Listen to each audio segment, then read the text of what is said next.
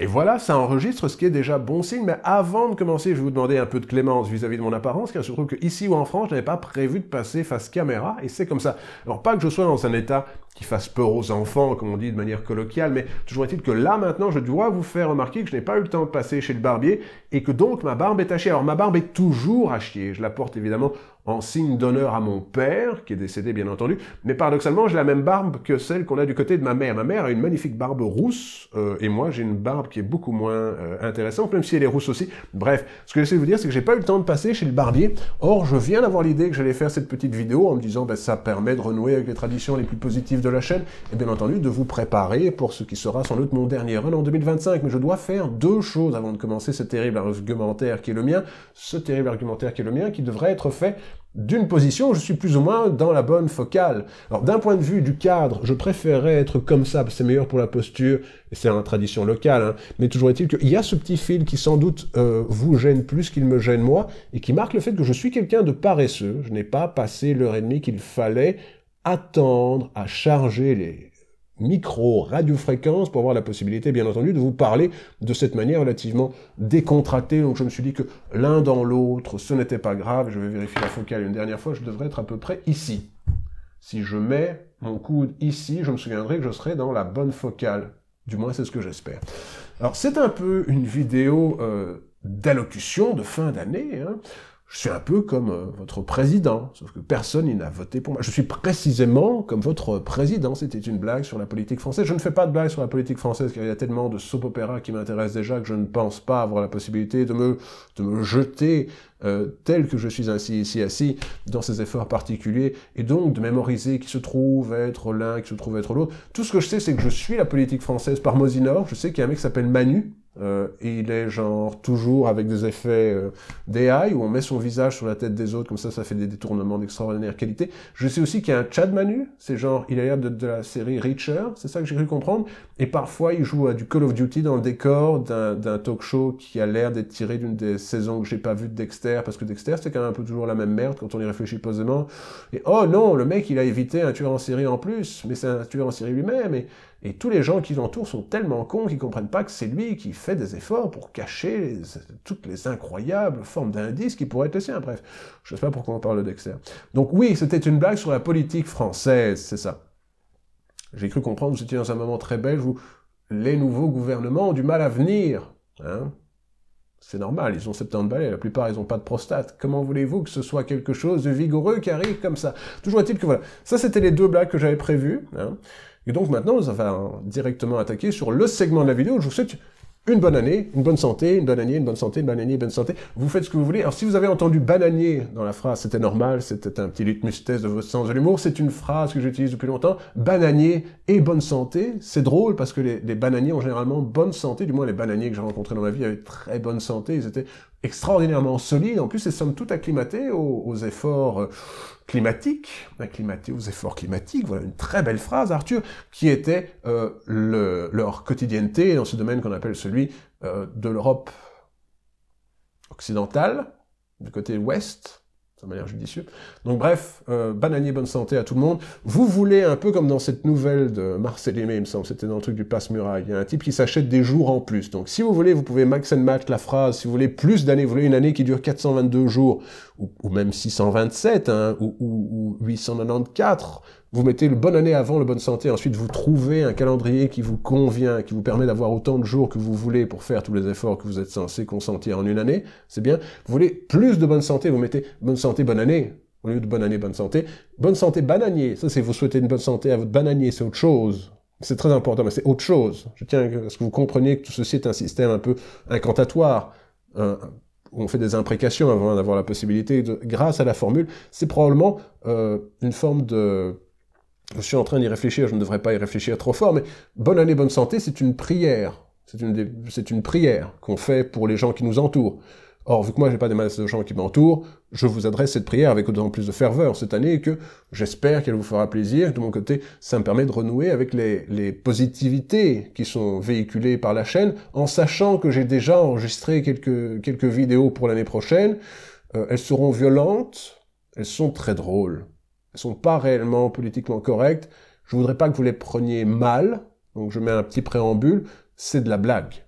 Alors, je pense que l'humour doit être plus choc de nos jours qu'il ne l'était quand j'ai commencé. Or, j'ai commencé il y a une vingtaine d'années, donc il se peut aussi simplement que mon système de lecture de la réalité soit déjà un peu désuet, et que je pense, bien entendu, que quand on parle de Truth, Justice and the American Way, moi je dis, d'accord, pourquoi pas. Il faut voir précisément ce qu'on veut dire par American Way. Truth and Justice, on pourrait tous être d'accord que ce serait bien quand on est plus dans notre quotidien, en quelque sorte. Voilà. Donc ce que je vous souhaite, encore l'air du bananier bonne santé, pour cette année, c'est simple. Je pense que le meilleur serait encore trop mauvais pour vous. Et je pense qu'on nous a énormément bafoué ces 8 dernières années dans nos fondamentaux de ce que c'est la qualité du quotidien, de 1. Je pense qu'on nous a fait planer des terreurs qui ne sont pas réconciliables avec la bonne santé mentale, en quelque sorte. On nous a fait planer qu'on allait crever dans d'atroces souffrances, si c'est pas ça, c'est nucléaire, mais la Troisième Guerre mondiale, et attention, on a fait des efforts extraordinaires pour essayer qu'il y ait des lieux de manière assez improbable, et le sabotage, et des choses comme ça. Donc, pour revenir à ce que je voulais dire, le meilleur, que tout ceci finisse par s'estomper, qu'on ait quelques années de paix, ce serait une bonne idée. Je sais aussi qu'il y a des conflits dans ce domaine d'activité qui sont millénaires, et qu'on ne peut pas les régler comme ça en un tournement, mais l'espoir finalement qu'un peu de logique finisse par prendre place, qu'on se rende compte finalement que sur Terre, on a quand même beaucoup plus intérêt à ce qu'il n'y ait pas une guerre nucléaire qu'à ce qu'il y en ait une. J'espère que cette année-ci ne sera pas l'année où vous aurez à utiliser vos leçons que je vous enjoins depuis des années à prendre, que j'enjoins de prendre depuis des années dans le domaine du Nanto Suichoken, ou le couteau Ryuken, ou le couteau Shinken, ou le Nanto Seiken. Bref, les 108 branches du Nanto sont toujours très efficaces, parce qu'évidemment, on ne peut pas apprendre réellement au couteau, c'est transmis d'une personne à l'autre, de génération en génération, ce qui en fait évidemment un point assassin, j'en suis conscient. Mais que donc, les 108 branches du haut couteau, doit bien en avoir une qui vous concerne, une qui vous vient naturellement, une qui est bonne pour vous. Moi, j'aime bien celles où ils font des trucs comme ça, et il y a des sillons qui apparaissent dans le sol, et les mecs qui tombent comme autant de tranches de salami, dans un ordre assez improbable. On ne peut pas dire des masses, Omaiwa Shinderu, ce qui est triste, mais bon, vous pouvez, hein, je pense qu'il n'y aura pas de problème de copyright, mais donc, j'espère que cette année ne sera pas celle de cette incroyable guerre nucléaire qui nous pend en nez depuis des années, sachant que pour moi, ce serait très dur au niveau personnel, car j'avais trouvé un job plutôt pas mal ces dernières années. J'étais l'un des clones de Joe Biden. Oui, je vais vous faire une de ces incroyables élections. Preuve, s'il en est, que j'avais des masses de blagues à proposer à cette investiture. Voilà. Les défis de pompe, c'était mon idée. Je suis content qu'il les ait appréciés, parce que c'était une excellente bombe. Évidemment, le fait de manger de la crème glacée, bon, bah, ça, c'est quelque chose qu'on fait à tous les gens qui ont Alzheimer. Je me suis dit, j'allais en profiter pour avoir de la crème glacée gratuite. Ce n'est pas très grand de moi, ce n'est pas de ma part un signe d'extraordinaire lèse-majesté de lécher de la glace aux frais des contribuables américains. Mais bref, c'est quand même aussi assez chaud de porter le masque tout le temps, et c'est pour ça aussi que j'ai une si mauvaise peau, et la capacité maintenant de faire craquer mes oreilles. On ne sait pas d'où ça vient, je ne sais pas si c'est une bonne chose, vous êtes médecin, de l'autre côté de l'écran, dites-moi que ça a un grave incident sur mon quotidien, je n'en saurai jamais rien, bien entendu, car vous serez obligé de me le mettre dans les commentaires, que je lis de manière assez régulière maintenant que je réfléchis posément, parce que ce sera mon dernier run. Donc, parlons quelques instants du fait que c'est mon dernier run. Vous voyez ici, dernier run de vœux, pour les gens qui sont sur le Patreon, ce n'est pas grave. J'envoie généralement des vœux aux gens du Patreon, je le ferai peut-être sur les années à venir, car c'est toujours plaisant à faire, je trouve, personnellement. De l'autre côté, je dis que c'est mon dernier run. J'en avais parlé l'année passée. Il est évident que cette chaîne est shadowbanned d'une force phénoménale. Pour l'instant, on a quelque chose comme 2% des gens qui sont abonnés qui reçoivent, je sais vérifier ça, qui reçoivent une notification.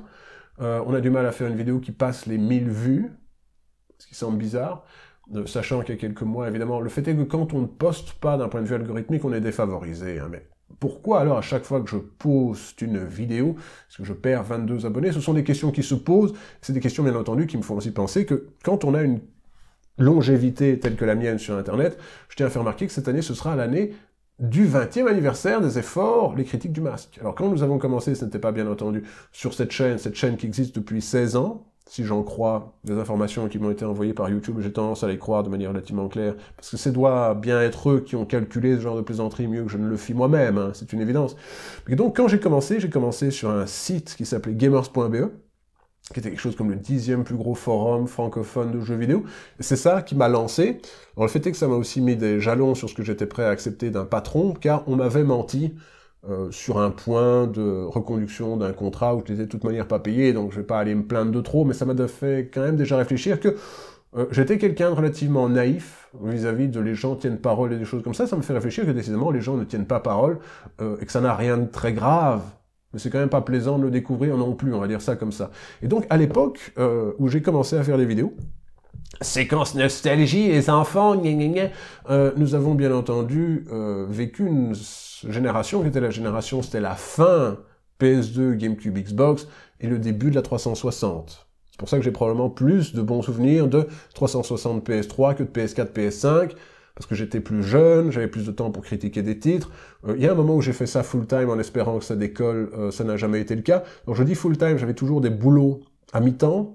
C'est aussi pour ça que j'aurais probablement une pension de merde, pour peu que j'en ai une de toute manière, parce que j'ai toujours justifié le fait d'avoir du temps pour travailler sur mes projets personnels, c'est-à-dire ceux-ci, les travaux d'écriture, et bien entendu, le fait de rester dans le zeitgeist, de comprendre ce dont il est question, quelque chose qui est moins facile à justifier maintenant, car comme vous le savez, j'ai 72 ans et j'ai été le clone de Joe Biden, et ils ont dû faire très peu d'efforts de maquillage, c'est assez étrange à dire, mais c'est comme ça. Donc, mon espoir pour cette année, c'est de faire toutes les critiques qui nous ont manqué ces dernières années. Je vais faire le tour de ce qui est sorti, que j'ai raté. J'ai déjà prévu de faire, et je suis en train de pointer vers ma PS5, c'est absolument stupide, mais j'avais prévu de faire Silent Hill 2 Electric Boogaloo. C'est prévu, je l'ai fini. C'est un chouette jeu. Alors, le fait que ce soit un third-person shooter me pose des questions vis-à-vis de ce qui est possible à faire comme type de jeu de nos jours. Sous-entendu que les jeux me semblent moins divers, pas dans le type de représentation qu'il y a dedans, ce qui me semble quand même relativement être plus un palliatif à la qualité du gameplay que nécessairement quelque chose qui justifie des avancées technologiques ou quoi ou qu'est-ce. Sous-entendu, on en parlera quand on parlera de Alan Wake 2, que j'ai réussi à obtenir pour 30 €. À 30 €, ça m'a l'air d'être un bon deal. J'ai aussi pris le DLC parce qu'il était moins cher, donc le tout, je l'ai eu quelque chose comme 40 €. C'était des ventes de fin d'année sur la PlayStation 5, donc voilà, on en parlera à ce moment-là, où j'ai cru comprendre que Alan Wake n'était pas le héros d'Alan Wake 2, ce qui me semble bizarre.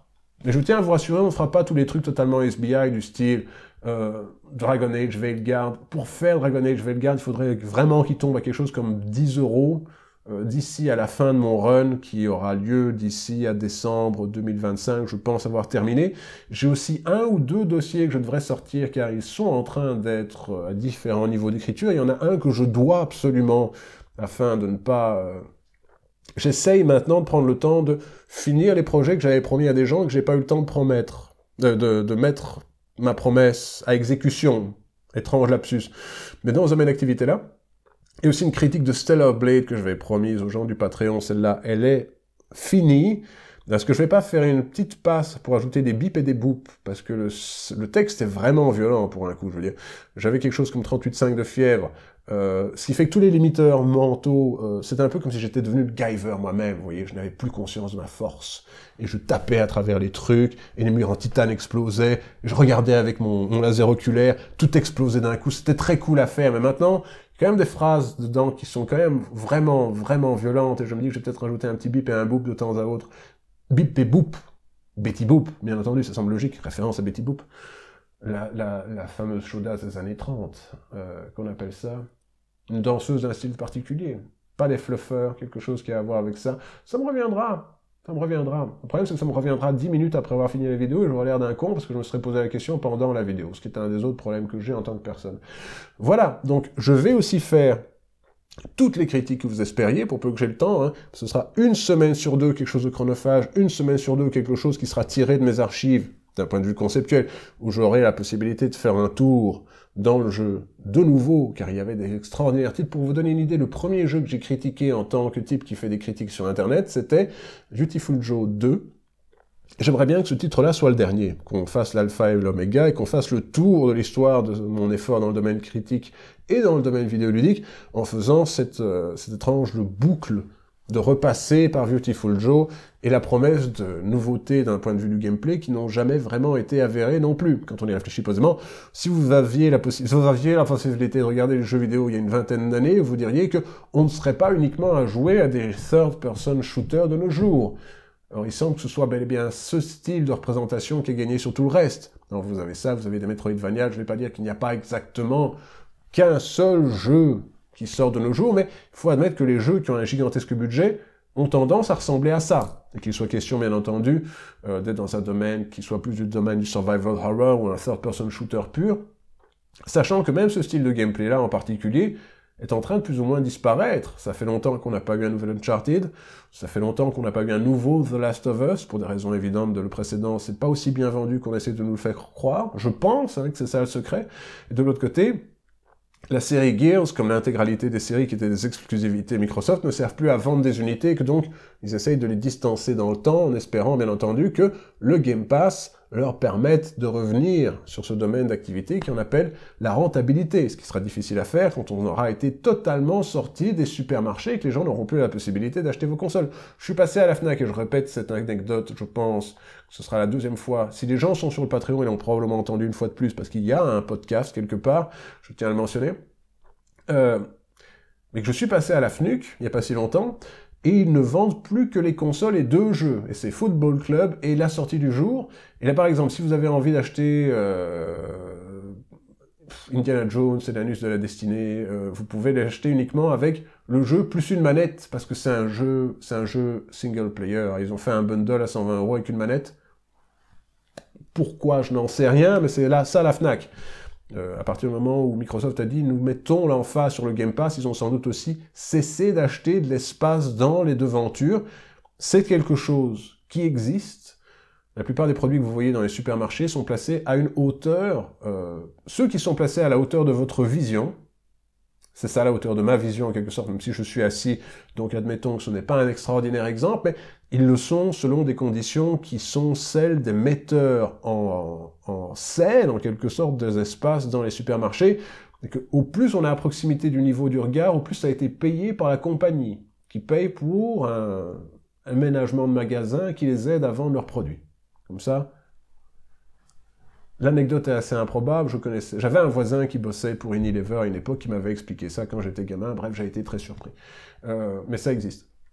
Et donc j'imagine que la FNAC n'a pas vraiment intérêt non plus à mettre en exergue des produits qui vont pas leur rapporter quoi que ce soit quand ils vendront les jeux en boîte, parce que les jeux en boîte sont en train de s'effondrer sur Xbox et qu'on pense d'ailleurs que pour la génération suivante, ce sera probablement plus un système genre PC tout en un, qui aura ou pas accès au Microsoft Store pour PC, et peut-être même, pour peu qu'ils arrivent à tout d'un coup avoir une bonne idée, peut-être même au Steam Store, qui sait, ce serait intéressant, mais bref, ce sont des élucubrations. Alors, parlons des élucubrations improbables de la prochaine génération.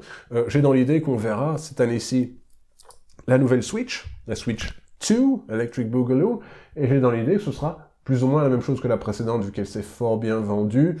Il y aura, si j'en crois les mock-ups que j'ai vus, un bouton en plus quelque part sur le bas des Joy-Con, histoire que vous ayez un, deux.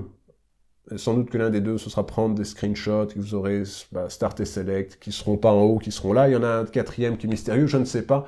Peut-être qu'il y aura un gimmick.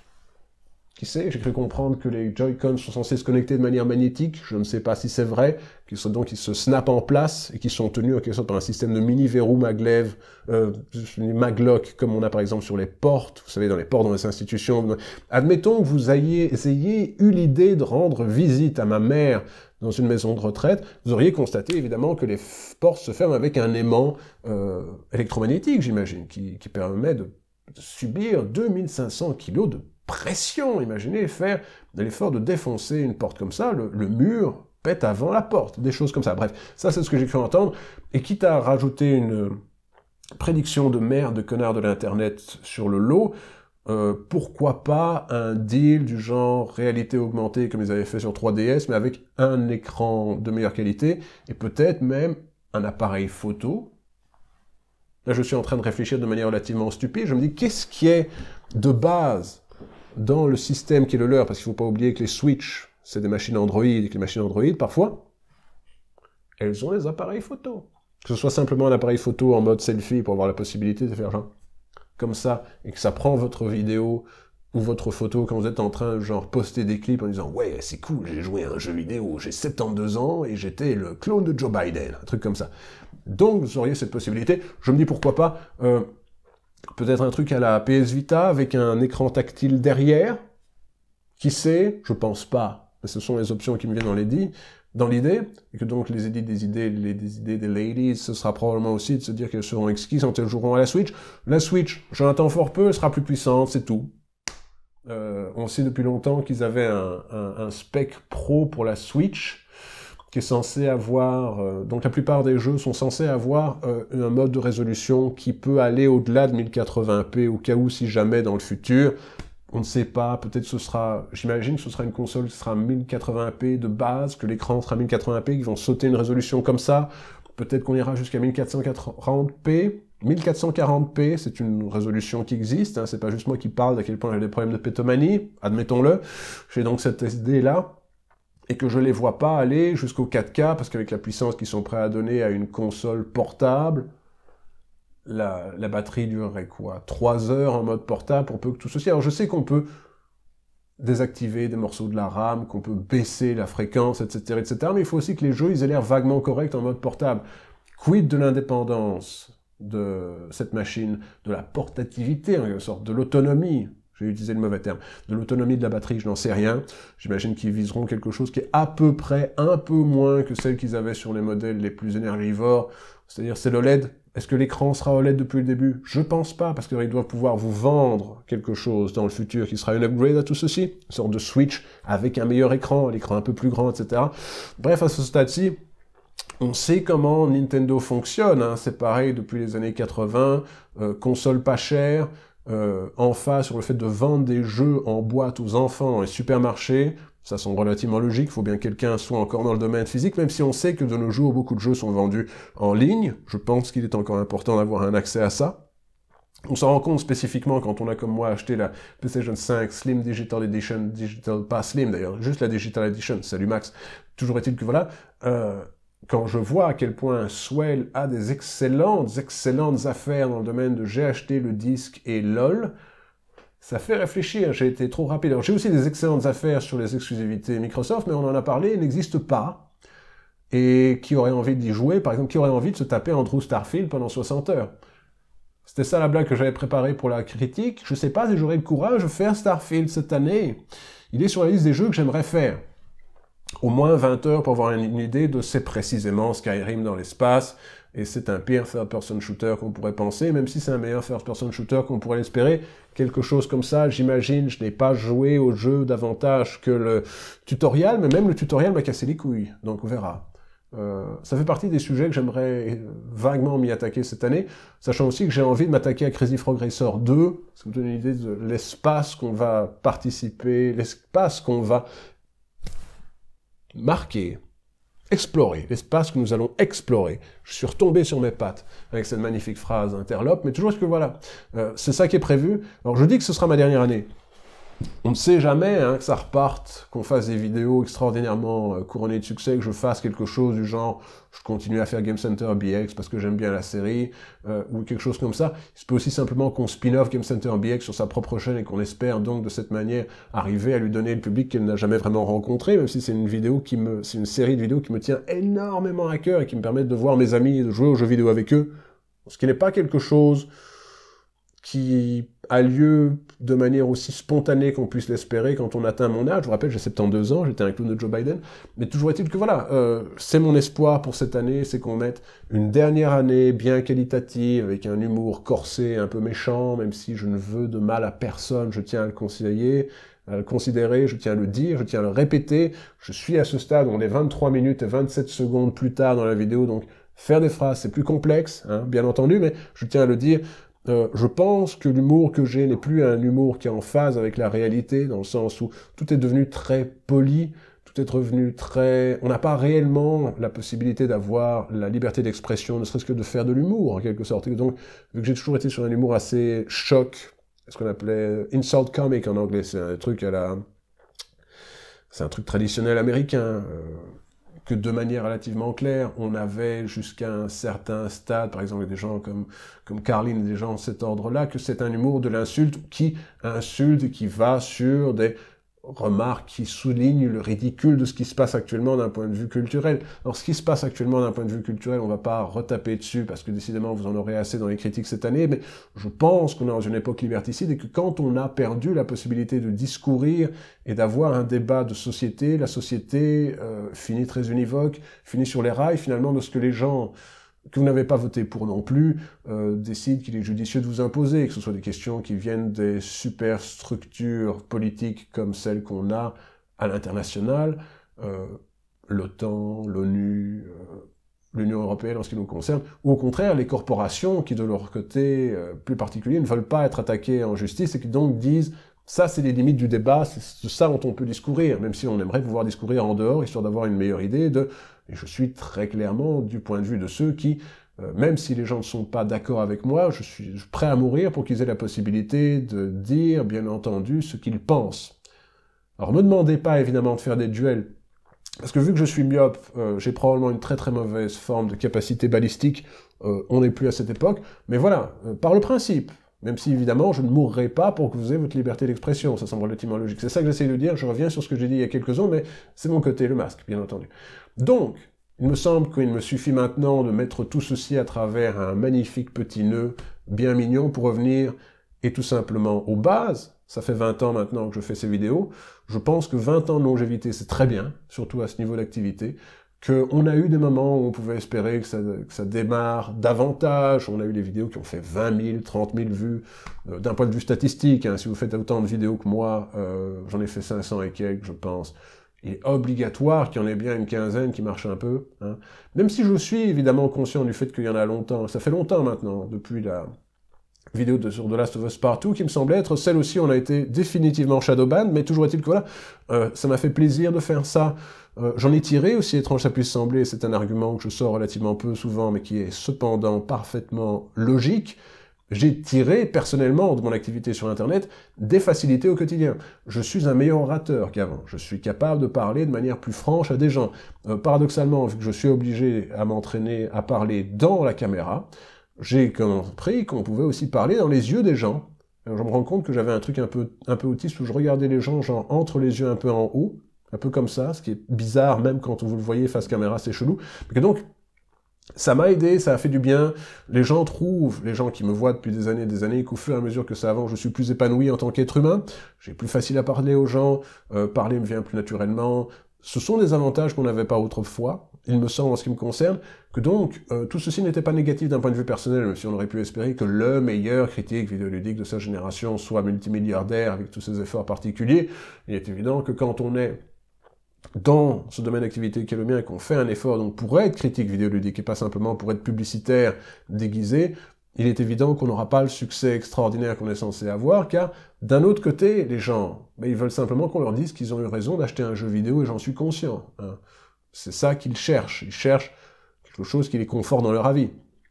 Et vu qu'il y a moins de gens qui veulent qu'on les conforte dans leur avis négatif, il est évident qu'il y a des limites, des paliers à ce qu'on peut escompter dans un domaine d'activité comme celui-ci. Je me demande pourquoi j'ai du dash sur une plaie que je me suis pas rendu compte que je me suis fait l'autre jour, mais qui est maintenant avec... Donc, quand je suis allé pour le repas de famille, parce que j'ai encore de la famille, je me suis rendu compte que j'étais arrivé, on ne sait trop comment, à me couper la phalange sur le chemin, alors que je ne transportais pas d'outils contondants. Ne cherchez pas à comprendre. C'est le genre de choses qui arrivent quand vous avez bien entendu l'âge d'être un clown de Joe Biden. Donc je pense aussi que la nouvelle génération n'est pas intéressée par le domaine de la critique, de manière relativement large. Ils regardent un let's play ou un stream, pour utiliser la parlance d'il y a 20 ans, qui était à l'époque neuve. Je pense que ça leur suffit. Ils disent, ouais, c'est un jeu qui pourrait m'intéresser, qui pourrait ne pas m'intéresser, qu'ils se rendent compte très vite, vu qu'ils ont un bon sens du gameplay, en regardant le jeu, comment il est présenté à travers le stream, s'il est réussi ou pas. Il ne faut pas regarder très longtemps un stream de, je sais pas moi, Callisto Protocol ou de Forspoken pour se rendre compte des qualités et des faiblesses du titre, vous voyez, d'un point de vue technique, d'un point de vue physiologique, d'un point de vue de gameplay, d'un point de vue idéologique. Maintenant, je tiens à faire remarquer que je n'ai pas considéré le temps que j'ai passé avec vous comme une perte de temps, je tiens à vous le dire. Certains d'entre vous, aussi étrange ça puisse sembler, sont devenus des gens que je côtoie de manière relativement ponctuelle. Que vous soyez à Bruxelles facilite la chose, bien entendu, mais que donc il y a des gens avec qui je discours, que j'ai le plaisir de discourir avec... Je vais finir par faire cette phrase, elle sera correcte. J'ai le plaisir de discourir avec vous sur Instagram, certaines personnes presque quotidiennement, ce sont des gens avec qui j'ai de la sympathie, je ne pense pas les rencontrer pour autant, mais en tant qu'inconnus sur Internet, nous partageons des petites plaisanteries, je me renseigne sur leur famille, des choses comme ça, bref, des liens amicaux en quelque sorte. Il y a aussi des gens que j'ai croisés pour la première fois sans jamais les croiser, c'est-à-dire simplement des gens qui aiment bien mes vidéos, qui depuis sont passés dans le domaine personnel, que je me suis donc fait des amis avec tout ceci, et plus qu'on pourrait penser, aussi étrange que ça puisse sembler, donc c'est des gens, ils aiment bien mon sens de l'humour, ils savent qui je suis, ils finissent par me croiser en ville à un moment ou à un autre, c'est genre « Ah oui, mais en fait, t'es le mec de Les Critiques du Masque, etc. etc. » Donc d'un point de vue de l'épanouissement personnel, ce n'est pas quelque chose de négatif, je le répète, je pense que le temps que je vous ai offert, que j'ai offert évidemment avec plaisir, et pour être franc, il ne faut pas le répéter, mais j'ai aussi été payé pour faire ces vidéos, c'est une évidence. Alors, j'ai pas été payé des 100 et des 1000, mais ça fait longtemps aussi que j'ai pas vraiment payé pour un jeu. Et je me rends compte que c'est une position dans laquelle la plupart des gens aimeraient être. Qu'en quelque sorte, avoir le plaisir de parler de temps en temps d'un jeu vidéo m'aura payé des jeux vidéo auxquels j'avais la possibilité de temps en temps d'avoir plaisir de parler. Alors, moins qu'avant, bien entendu, car ces dernières années ont été dures. Cette année aussi sera dure, je pense, d'un point de vue personnel, car, que vous savez, quand vous avez une mère qui a la maladie d'Alzheimer, ça ne se remet pas. Ça ne peut pas se remettre. On a découvert cette année qu'il y avait des types d'Alzheimer qui étaient bâtis autour d'une forme de diabète, que cela, on peut, semble-t-il, revenir en arrière sur eux, mais je doute, bien entendu, que quand on est arrivé à un niveau de débilitation, je ne sais pas si le terme existe, à un niveau de déréliction, peut-être, c'est peut-être un terme dont je sais qu'il existe davantage, qui est celui de ma mère, il est de toute manière impossible de faire marche arrière, car elle a déjà tellement perdu, hein, que c'est vraiment très triste. Je suis arrivé à me mettre... je me suis mis dans une situation anxiogène sur la fin de vidéo, j'aurais pas dû. Toujours est-il que, pour faire le dernier round des choses, bonne année, j'ai aimé être le masque, ça va me manquer. Aussi stupide ça puisse sembler, il y a beaucoup, je vous le répétais, je vous le disais, je l'ai répété, mais je vous le répète une dernière fois, je vous le répète une dernière fois, on va faire cette phrase correctement, ça va finir. Il y a beaucoup d'arguments et de partis pris behavioraux qui ont fini par faire le passage du masque à Arthur et qui font que je suis quelqu'un de un peu plus incisif. J'ai un meilleur sens du bullshit quand on discute avec moi. Sous-entendu, je suis moins naïf. Et c'est terrible à dire, vu que j'approche la 80aine, vous le savez, hein, je le répète, mais ce sont des blocs cognitifs que j'avais pas quand j'étais plus jeune et que j'ai maintenant. Voilà. Je pense que l'un dans l'autre, tout ceci a été positif à l'évolution que j'avais en tant qu'être humain. Je donc une dernière fois que vous serez à l'écoute pour cette année 2025, où je serai là sur un rythme hebdomadaire. Je serai là sur un rythme hebdomadaire. Voilà. Le rythme hebdomadaire, ce sera difficile à tenir parce que vous avez remarqué que j'ai 2 problèmes de santé récurrents qui ont à voir avec ma voix. Sous-entendu, j'ai un septum dévié, ce qui fait que, vu que j'ai ça aussi, qui est pas exactement, je pense, dans le bon sens, vu qu'on m'a dit, c'est bizarre quand vous faites des i, et on m'avait fait le truc où on fait rentrer le glouk-glouk dans votre gorge, quand vous avez fait un i, vos cordes vocales se croisent pour faire un x, ce qui n'est pas normal. Et j'ai une gigantesque glande salivaire ici, qu'on pense qu'il y a quelque chose dedans, mais j'ai jamais vraiment eu le temps d'aller voir, en sachant bien entendu qu'il est possible que vous ayez des build-up de calcium dedans, bref. Je ne m'inquiète pas plus que ça, mais donc j'ai naturellement une glande salivaire douloureuse qui produit relativement peu, ce qui fait que j'ai la gorge sèche avec un septum dévié, ce qui fait que quand je fais full-time des vidéos, je tombe souvent malade. Attendez-vous à ce que j'ai une voix de merde cette année. J'ai déjà une mauvaise voix, parce que moi, cette année, pour la fin d'année, je me suis dit, je vais aller faire un petit truc pour me ressourcer, un truc pour me centrer d'un point de vue personnel. Je suis tombé malade. Donc, j'ai pas des masses profité des vacances. Mais je me suis remis en état, voilà. J'ai regardé le pingouin, ce qui était déjà une bonne chose. L'année prochaine, 40 critiques, 1 ou 2 dossiers, 1 ou 2 let's play, des let's play d'une longueur atroce. J'ai fait tout Dead Space, pour vous donner une vague idée. J'ai fait tout Max Payne 3, parce qu'il était question de faire Max Payne 3 pour dire adieu, ça semble relativement logique. Et donc, ce sera le début de, comme Elton John le fit lors de la sortie de Rocketman, la tournée des adieux de 1 an, dont on espère qu'elle n'en durera pas 4 avec une pandémie au milieu. Mais donc, je me répète, je vous souhaite le meilleur pour cette année.